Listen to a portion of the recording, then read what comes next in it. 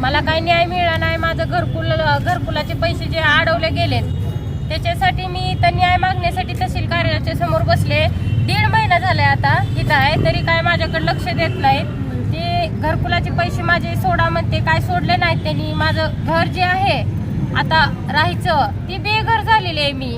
माझी जागा सहित घर बी नाहीच म्हणायलेत आता हे लोक, राहू नका म्हणते तिथं। मग आता रस्त्यावर राहायची वेळ आली, काय करावं आता? माझ्यावर खूप बेकार वेळ आलेली आहे ही।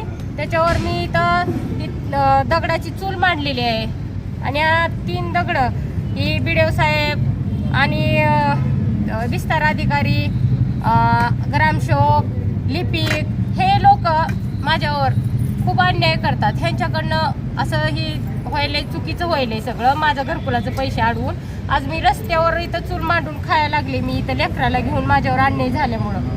तर मला एवढंच म्हणायचंय की बाबा आमचं घर द्या मला। तुम्ही म्हणताय ना तुम्हाला घर देऊ, जागा देऊ, मुख्यमंत्री म्हणतात की आम्ही तुमच्यासाठी गोरगरिबासाठी सगळी काय असेल ते आम्ही देऊ।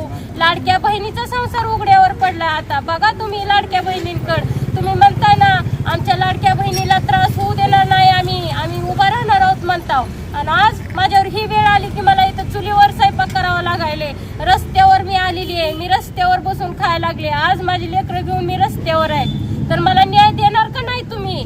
सर सांगा आता तुम्ही। मी मुख्यमंत्र्याला म्हणते की बाबा तुम्ही आमच्यासाठी खूप राबवताव आणि गरिबांसाठी हे करताव, पण BDO साहेब हे तसे आपल्या BDO साहेब आणि विस्तार अधिकारी आणि ग्रामसेवक आणि लिपिक हे सगळे माझ्यापासून माझं घर हिसकटून घेत आहेत। माझं पैसे काही सुद्धा असंही करत नाहीत, बेकायदेशीर त्यांनी पैसे अडवले गेलेत त्या लोकांनी। मग माझी मागणी